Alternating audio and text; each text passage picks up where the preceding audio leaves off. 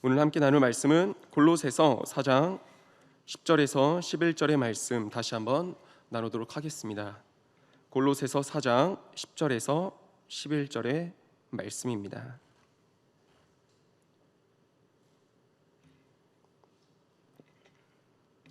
네, 찾으셨으면 다 함께 읽도록 하겠습니다. 나와 함께 갇힌 아리스다고와 바나바의 생질 마가와 이 마가에 대하여 너희가 명을 받았음에 영접하라. 유스도라 하는 예수도 너희에게 문안하느니라. 그들은 할레파이나 이들만은 하나님의 나라를 위하여 함께 역사하는 자들이니 이런 사람들이 나의 위로가 되었느니라. 아멘. 네, 어제 말씀에 이어서 바울의 동역자들에 대해서 함께 또 말씀을 저희가 나눌 텐데, 오늘은 11절 하반절에 나와 있는 이 단어 위로의 이 관점을 통해 바울의 동역자들을 살펴보면서 함께 말씀을 나누도록 하겠습니다. 먼저 오늘 본문에 나와 있는 이 위로에 대해서 헬라어 원문을 찾아보았습니다. 찾아보니까 이 위로는 파레고리아라고 이렇게 얘기를 합니다. 근데 이 단어는 기본적으로 이런 의미를 가지고 있습니다. 말을 걸다, 연설하다. 그런데 이 두 의미 외에도 눈여겨보게 되는 그런 또 다른 의미가 있습니다. 그리고 오늘은 이 의미를 주목해 주시면 감사하겠습니다. 뭐냐면 고통을 덜어주다, 통증을 완화시켜주다. 고통을 덜어주다, 통증을 완화시켜주다.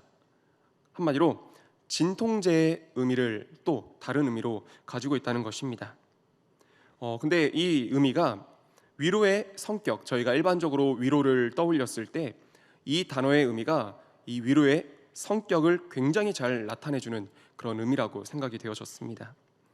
저나 우리 성도님들이나 우리 모두는 인생을 살아가면서 참 여러 가지 또 다양한 고통의 순간들과 상황들을 마주하며 살아가게 됩니다. 누군가는 건강에 의해서 고통을 겪기도 합니다. 또 누구는 가난에 의해서 고통을 겪기도 합니다. 또 사람에 의해서, 실패에 의해서, 또 다른 누군가는 사랑하는 이를, 자녀를, 부모를, 배우자를 먼저 떠나 보냄으로 인해서 여러 갖은 고통을 겪으며 이 땅, 이 세상을, 인생을 살아가고 있습니다. 근데 이 고통이 멈춰야 되잖아요. 이 고통이 이제 그만 와야 되잖아요. 근데 이 고통이 멈추지 않고 계속되니까 또 고통이 하나만 오는 게 아니라 올 때 또 겹겹이 쌓여서 또 오니까 우리가 그렇게 힘들어하고 또 심하면 죽음에까지 이르게 되는 것 아니겠습니까?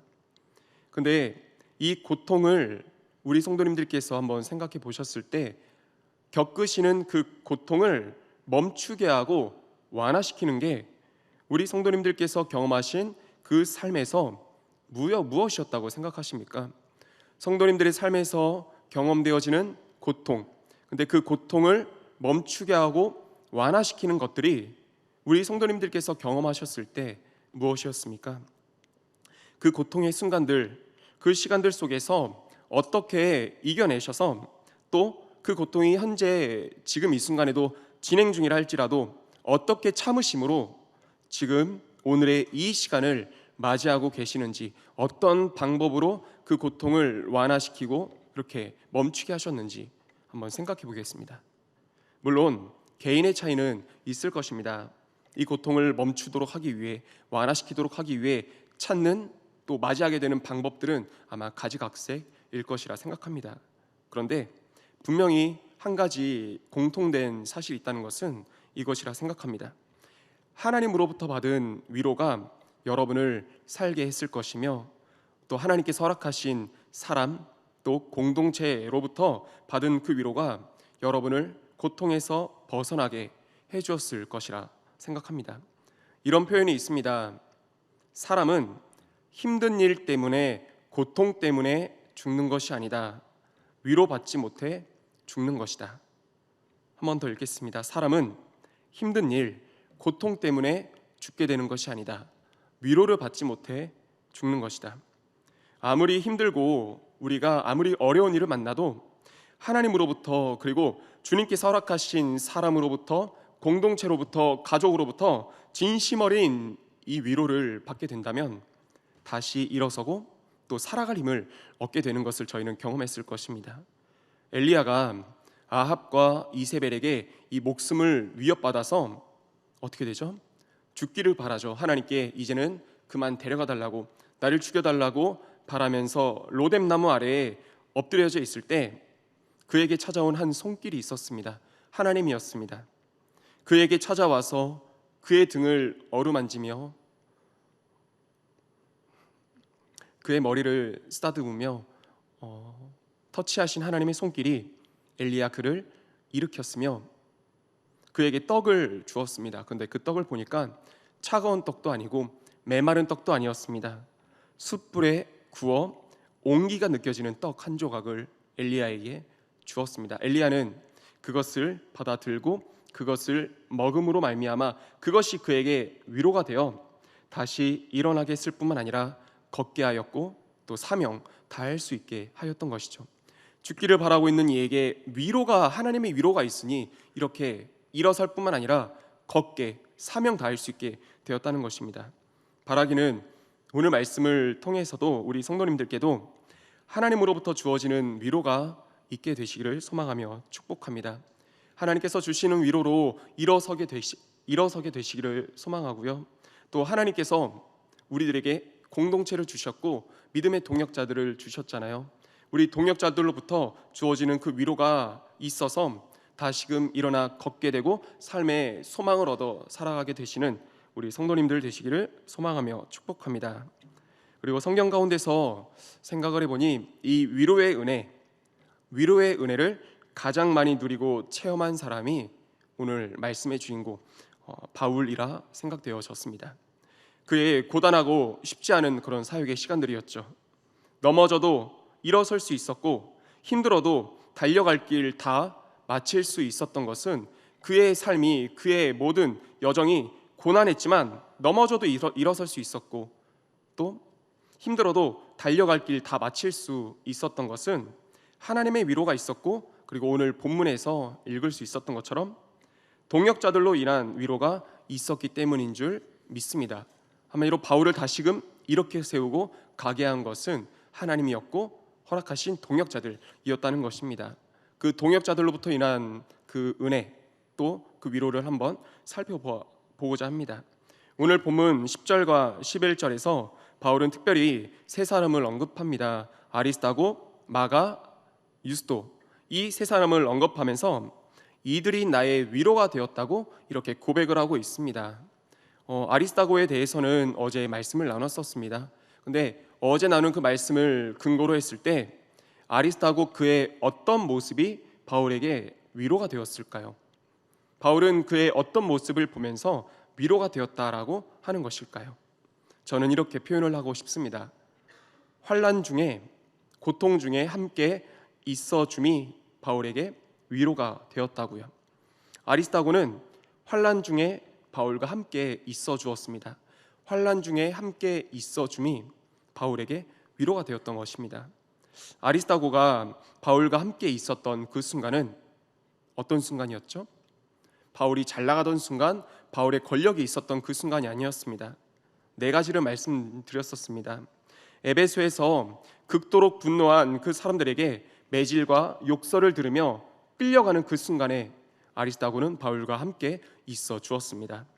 결박과 고난이 예정된 예루살렘으로 향하는 그 전도길에 아리스다고는 함께 있었고, 유라굴로 광풍을 만나서 죽음 직전까지 내몰린 그 배 위에 이 아리스다고는 바울과 함께 있어 주었습니다. 차갑고 곰팡이가 스려 있는 그 감옥에 갇힐 때조차 바울은 홀로 있지 않고 그의 동역자 아리스다고가 함께 있었다는 것입니다. 한마디로 바울이 힘들고 괴롭고 고통스러운 그 순간들마다 고개를 돌리면 누구와 눈이 마주쳤다는 것이죠? 바울의 시선이 향하는 그곳에 누가 있었다는 것입니까? 언제나 그 자리에 함께 있어 주었던 아리스다고. 그렇기 때문에 바울에게 이 아리스다고가 얼마나 큰 위로가 되었을지 저희는 쉽게 생각을 해볼 수 있을 것 같습니다. 이 아리스타고 다음으로 소개되는 마가도 이 아리스타고와 위로의 성격은 달랐지만 바울에게 분명히 위로를 주는 그런 한 사람이었습니다. 사실 이 마가가 바울에게 왜 위로가 되었을지 쉽게 이해가 되지는 않았습니다. 말씀을 준비하면서 마가도 분명히 바울에게 위로가 된 사람이라고 이렇게 기록을 하고 있는데 도대체 마가의 어떤 모습이 바울에게 위로가 되었을까? 근데 그렇게 생각이 될 수밖에 없었던 게 저의 부족한 지식 때문이기도 하겠지만 마가는 어떤 사람이었죠? 1차 전도 여행을 함께 떠났다가 도중에 도망친 사람, 그런 사람이었습니다. 바울의 성격이 굉장히 불도저 같다 그렇게 얘기를 하잖아요. 근데 불도저 같은 그런 바울의 입장, 그 성격에서 봤을 때 마가는 굉장히 시원찮고 못마땅한 우유부단한 그런 사람이었을 것입니다. 그리고 무엇보다 이 마가 때문에 바울의 사역에 어떤 사건이 발생합니까? 정말 스승격되고 자신을 이끌어준 그 바나바와 심하게 다퉈서 갈라지게 되는 그런 사건까지 이 마가 때문에 일어나지 않았습니까? 마가를 2차 전도 여행 때 데려가느냐 안 데려가느냐 이 의견 차이로 인해서요. 그런 마가였습니다. 그런 마가인데 어떻게 바울에게 위로자가 될 수 있었을까 싶더라고요. 그래서 오늘 말씀을 준비하는데 이 의문을 생각하고 한번 풀어보는데 이 설교 준비하는 시간에 절반 이상이 사용되었던 것 같아요. 그렇다고 해서 제 설명과 해석이 100% 완벽하다라고 절대 얘기할 수는 없겠지만 한번 조심스럽게 이 해석을 말씀드려 보도록 하겠습니다. 우리 성도님들 이런 한번 경우를 먼저 생각해 보시면 좋을 것 같습니다. 성도님들께서 이 뉴스를 보시면서 뉴스 보면 참 어떤 소식들이 많이 들려오죠? 희망의 소식이 많이 들려오나요? 암담한 소식이 많이 들려오나요? 제가 봤던 뉴스는 죄송합니다. 암담한 소식, 세상의 사건 사고들 소식들이 대다수를 차지했던 것 같습니다. 그런 암담한 소식들을 뉴스를 통해 전해 듣다가 갑자기 마음이 뭉클해지는 그 한 가지 소식, 아름답고 따뜻한 소식을 접하게 되면 어떤 생각과 어떤 마음이 드시죠? 암담한 소식만 들으면서 이 나라에 무슨 희망이 있겠는가 그런 생각이 들다가도 딱 들려오는 한 가지의 그 아름다운 소식을 접할 때 이 마음, 절망 가운데서 뭐가 피어나죠? 소망이 피어나는 거 혹시 느끼시지 않았습니까? 소망을 발견하게 되면서 위로 받으시지 않았습니까? 대한민국 소망이 있다. 그 소망을 통한 위로 받게 되시지 않았습니까? 그리고 무엇보다 저희 기독교인 입장에서 교회에 대한, 목회자에 대한, 또 성도들에 대한 그런 비판의 소리들, 부끄러운 소식들을 접할 때면 그 소식을 듣고 있는 저희들 참 화가 나는 건 사실입니다. 믿기도 합니다. 이 소식들을 들려오게 한 저들이 믿기도 원망스럽기도 합니다. 그러다 보니 그런 소식을 들을 때면 한국교회의 미래가 걱정되기도 합니다. 그런데 그 가운데서도 정말 하나님 앞에 온전히 서 있고 하나님 앞에 충성하는 목회자, 그런 목회자의 소식, 교회 소식, 성도들의 소식을 접해 들을 때는 여러분 이 마음 가운데 위로가 되지 않으시던가요? 교회에 대한 비판적인 말들만 가득한 그 순간에 정말 하나님 앞에 충성되어 살아가는 한 목회자에 대한 소식이 들려오면 희망과 소망의 이 위로가 꽃피어나지 않던가요? 아직 한국교회에 소망이 있다고, 교회의 십자가의 불은 꺼지지 않고 여전히 밝게 빛나고 있어서 그 빛이 결국 이 땅의 어두움을 몰아내게 될 것이라고 이 소망이라고 하는 위로를 받게 되는 것을 경험하게 됩니다.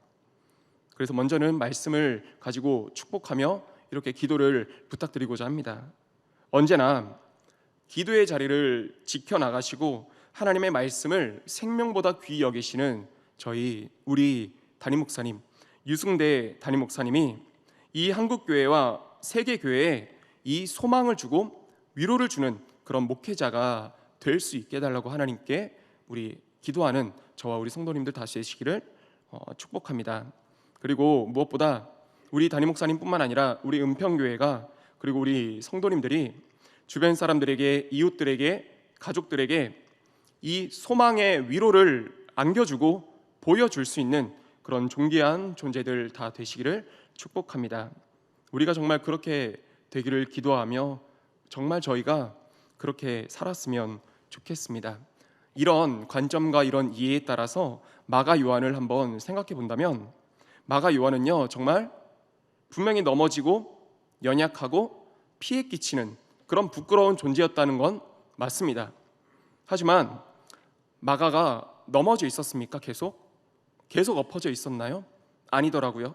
다시 일어나서 온 힘을 다해 주님을 쫓고 쫓다 못해 주님께 매달리고 결국에 이 마가복음을 기록할 정도로, 아니 본인이 기록한 게 아니죠.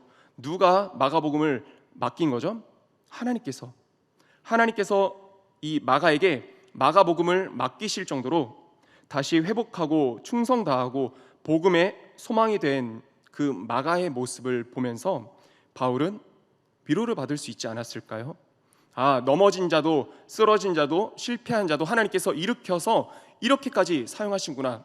이 젊은 마가가 있기에 이 기독교가, 이 복음이 더 굳세어질 수 있겠구나.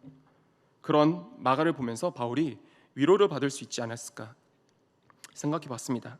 아리스타고가 바울에게 함께 있어줌으로 위로를 준 그런 사람이었다면, 마가는 바울에게 이렇게 정의를 해보았습니다. 소망을 보여줌으로 위로가 된 사람이었다. 소망을 보여줌으로 바울에게 위로를 안겨준 그런 사람이었다라고 이렇게 말씀을 드려보고 싶습니다. 그리고 마가 다음으로 한 사람이 더 남았습니다. 이 유스도라고 하는 사람입니다. 어제 아리스타고는 성경 전체에 걸쳐서 총 몇 구절에 등장한다고 했었죠? 5구절이었죠. 근데 유스도는요, 이 동명이인이 두 사람이 나오는데 그 동명이인을 제외하고는 오늘 본문에서 이 골로새서 4장 11절 딱 이 한 군데에서만 나오는 사람, 그 사람이 바로 이 유스도입니다. 그러니까 이렇다 할 소개도 없는, 내용도 없는 그런 사람이죠. 그러니까 오늘 11절의 말씀을 통해서만 이 사람을 파악할 수 있고 볼 수 있는데, 이 말씀을 통해 파악해 보는 건 유스도는 단지 유대인이었습니다.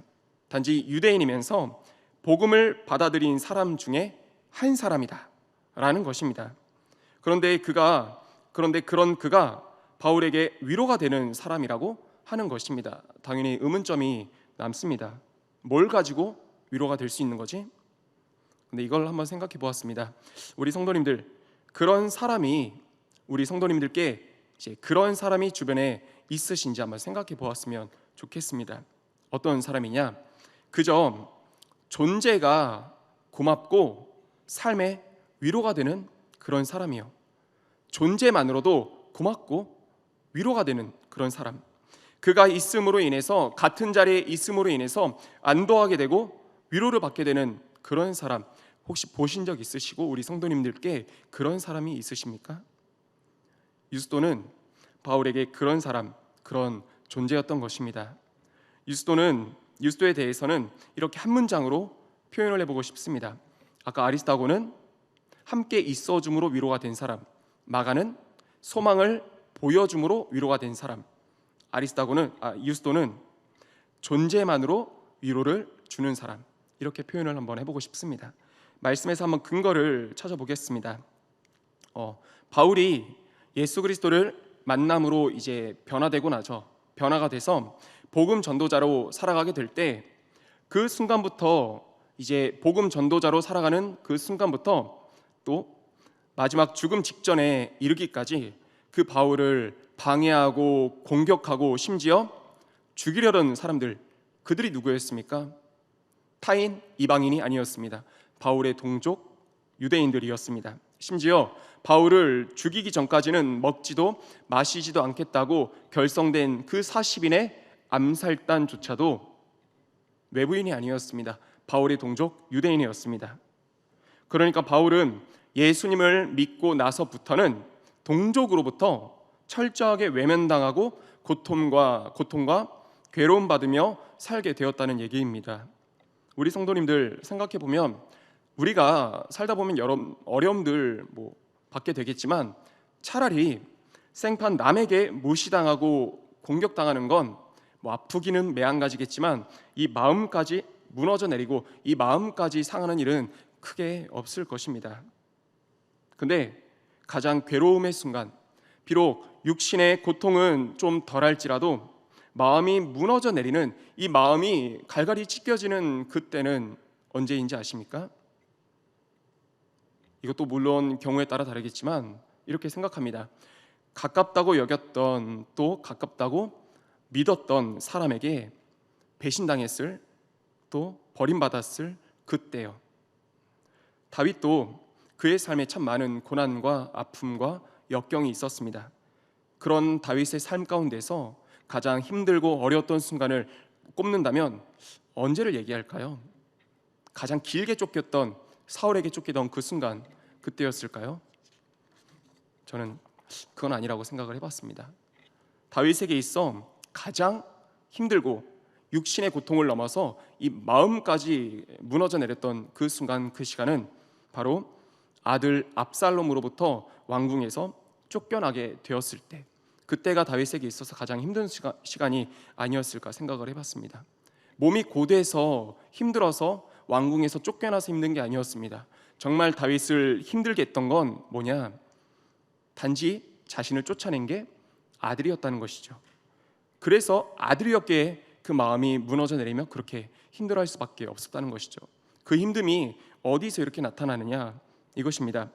압살롬이 결국 죽으면서 이 쿠데타가 끝이 나고 백성들이 기뻐합니다. 이제 다시 성으로 돌아올 수 있으니까. 근데 백성들이 기뻐했을 그때조차 다윗은 자신을 죽이려 했던 그 아들의 죽임, 그 아들의 죽음에 매여서 백성들과 나라의 침묵과 또 민망함을 안겨줄 정도로, 기뻐하는 백성들의 그 입을 닫아 민망하게 만들고 침묵하게 할 정도로 압살롬의 이름을 부르짖습니다. 압살롬아, 압살롬아, 내 아들 압살롬아. 그러니까 그 마음의 무너져 내림이 그만큼 심했다는 것이죠. 그가 그 나라를, 백성들을 얼마나 사랑했습니까? 그런데 그것조차 다 가려질 정도로 아들에 의해 버림받은 그 고통이 심했다는 걸 나타내고 있는 것 같습니다. 우리 성도님들, 그렇게 봤을 때, 이렇게 다윗의 경우를 봤을 때 비록 자녀와 가족까지는 아니었지만 동족으로부터 철저하게 외면당하고 죽음 직전까지 내몰린 이 바울의 심정은 어떠했을까요? 이루 말할 수 없는 고통이 이 바울에게 있었을 것입니다. 그런 시간들을 보내고 있을 때, 동족으로부터 버림받은 그 괴로움의 시간들을 보내고 있을 때 바울 앞에 한 사람이 나타났습니다. 근데 그 사람은요, 바울 자신과 같은 입장, 바울이 처한 그 처지와 같은 입장에 놓인 사람이었습니다. 유대인이었지만 예수님을 믿음으로 말미암아 동족으로부터 버림받게 된 그 한 사람, 오늘 본문에 나오는 그 사람이 바로 유스도였습니다. 바울 그 자신의 힘들고 괴롭고 고통스러운 마음 누가 알 수 있겠습니까? 누가 온전히 그 괴로움을 이해할 수 있겠습니까? 동족으로부터 버림받고 살해 위협까지 받는 그 고통, 마음의 고통, 감히 아무나 이해하지 못할 것입니다. 공감하지 못할 것입니다. 그런데 누구는 이해할 수 있죠? 누구는 공감할 수 있죠? 같은 상황에 놓인 유스도는 공감할 수 있었고 이해할 수 있었을 것입니다. 그래서 바울 곁을 떠날 수 없었고, 바울에게 있어서도 그런 유스도가 옆에 있는 것만으로도, 그 존재만으로도 그래서 힘이 되고 위로가 될 수 있지 않았겠습니까? 굳이 내 힘든 말하지 않아도 저가 겪고 있는 고통, 내가 겪고 있는 고통 같기에 서로 눈빛만 봐도 그냥 고개를 끄덕이며 위로가 되는 그런 사이. 그렇기에 바울은 자신에게 위로가 되는 이 사람들, 아리스다고, 마가, 유스도, 이렇게 한 사람 한 사람의 이름을 불러가며 또 적어가며 그 고마운 마음을 골로새 교회 성도들에게도 소개할 수 있었던 것이겠지요. 덕분에 오늘날 사는 저희들에게도 그 동역자들의 이름이 지금 고백되고 있고요. 저와 우리 모든 성도님들께 이런 사람, 이런 위로자들이 있게 되기를 소망하며 축복합니다. 힘들 때 떠나가는 사람이 아니라 힘들 때 도리어 옆에 있어주는, 옆을 지켜주는 아리스도하고 같은 사람, 바라봄으로 소망의 위로를 얻게 하는 사람, 마가와 같은 사람, 존재만으로도 힘이 되고 위로를 받게 되는 사람, 유스도와 같은 사람, 그런 동력자들이 저와 우리 성도님들께 있기를 소망하며 축복합니다. 그리고 무엇보다 은평교회 성도님들, 우리 이 말씀을 함께 나눈 서로가 서로에게 그런 존재, 그런 위로자의 동력자의 존재 되어지시기를 간절히 소망하며 축복합니다. 아멘. 우리 한 가지 말씀을 맺으면서 한 가지 노래를 소개해드리고 말씀을 정리하고자 합니다. 근데 이 노래의 가사가 또한 우리에게 위로가 되기를 바라는 마음에 한번 소개를 드리는데, 윤한기 가수이자 이제 목사님이십니다. 이분께서 작사 작곡하셨고, 그 동생 되시는 또 가수이며 또 권사님 윤복희 권사님께서 부른 여러분이라고 하는 그런 노래입니다. 이 여러분 노래는 처음에는 복음성가로 만들어졌다고 해요. 그런데 당시에 이 큰 인기를 누리고 계셨던 윤복희 권사님께서 이거를 일반 음악에 발표하게 되면서 대중들에게 알려지게 된 그런 노래라고 합니다. 노래 가사를 잠시 읽어 드릴 텐데 두 가지 시선으로 들어주셨으면 좋겠습니다. 한 가지 시선은 이겁니다. 하나님께서 우리에게, 나에게 주시는 그런 고백으로 들어주셨으면 좋겠고요. 또 한 가지는 내가 누군가에게 주고 누군가 내게 들려주는 그런 음성으로 듣게 되는 이 시간 되었으면 좋겠습니다. 노래는 사실 불러야 좋죠. 근데 높습니다, 음이. 그래서 제가 가사를 한번 읽어드리겠습니다. 너가 만약 괴로울 때면 내가 위로해 줄게. 너가 만약 서러울 때면 내가 눈물이 되리. 어두운 밤 험한 길 걸을 때 내가 너의 등불이 되리. 허전하고 쓸쓸할 때 내가 너의 벗 되리라. 나는 너의 영원한 형제야. 나는 너의 친구야. 나는 너의 영원한 노래여. 나는 너의 기쁨이야. 이 가사에 따라서 이 하나님의 위로를 받게 되는 우리 성도님들 다 되시기를 소망합니다. 대중가요로 이제 나갔을 때는 화자가 물론 사람과 사람은 이 관계입니다. 하지만 복음성가에서 너가 만약 괴로울 때 내가는 하나님입니다. 오늘 하나님으로부터 이 고백과 이 위로 받는 우리 성도님들 되시기를 소망하며 축복합니다. 그런데 하나님으로부터 받는 위로, 더 나아가서 우리가 서로에게 이렇게 고백하고 이렇게 위로가 되어 주었으면 좋겠습니다. 너가 만약 우리 권사님이, 우리 집사님이 괴로우실 때면 제가 위로해 줄게요. 네가 만약 서러울 때면 내가 눈물이 되어 줄게요. 어두운 밤 험한 길 걸을 때 내가 너의 등불이 되어 줄게요. 그런 서로가 서로에게 이 아름다운 가사의 고백이 적용되기를 소망하고요. 마지막으로 이 노래의 정말 클라이막스는 마지막 가사에 있습니다. 마지막 가사는 이렇습니다. 내가 만약 외로울 때면 누가 나를 위로해 주지? 바로 여러분. 혹시 무슨 차이인지 아실까요? 마지막 줄의 이 가사, 방금 들려드린 이 가사, 그 대상이 바뀝니다. 앞전까지는요, 너가 괴로울 때 내가 위로해 줄게, 이거였잖아요. 근데 마지막에 가서는 그 대상이 완전히 바뀌어버리는데 이겁니다. 내가 만약 외로울 때면 누가 나를 위로해 주지? 이 내가가 누구죠? 하나님입니다.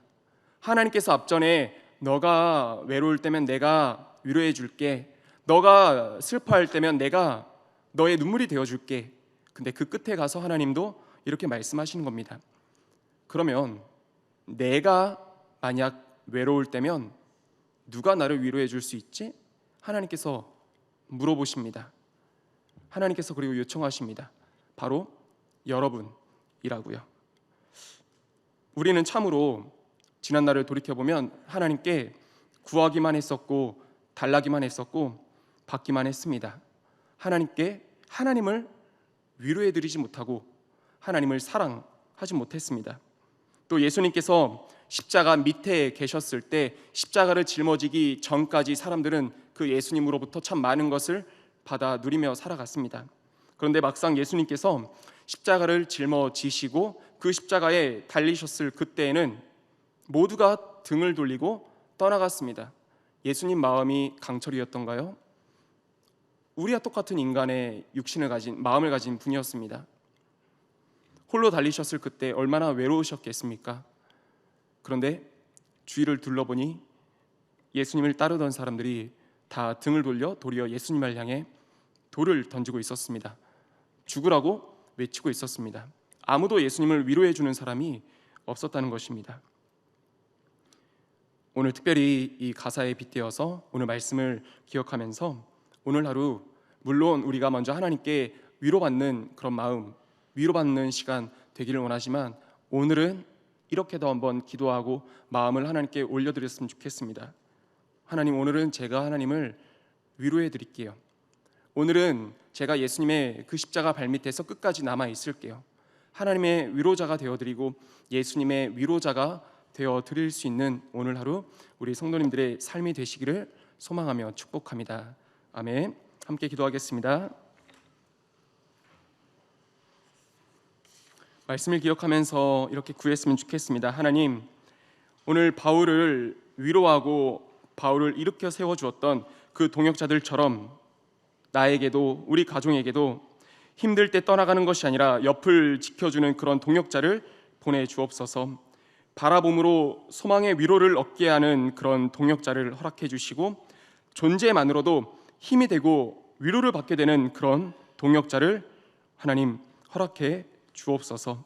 그리고 무엇보다 하나님으로부터 위로받아 살아갈 수 있는 그런 우리의 삶이 될 수 있게 해달라고. 그리고 끝으로 하나님, 오늘은 제가 하나님을 더 위로해 드리고 싶습니다. 하나님의 위로자 되고 싶습니다. 저를 통해 하나님 위로받아 주시는 그런 하루가 되게 하옵소서. 이런 말씀을 기억하면서 기도 제목 붙들고 다 함께 주여 한번 외치고 통성으로 기도하겠습니다.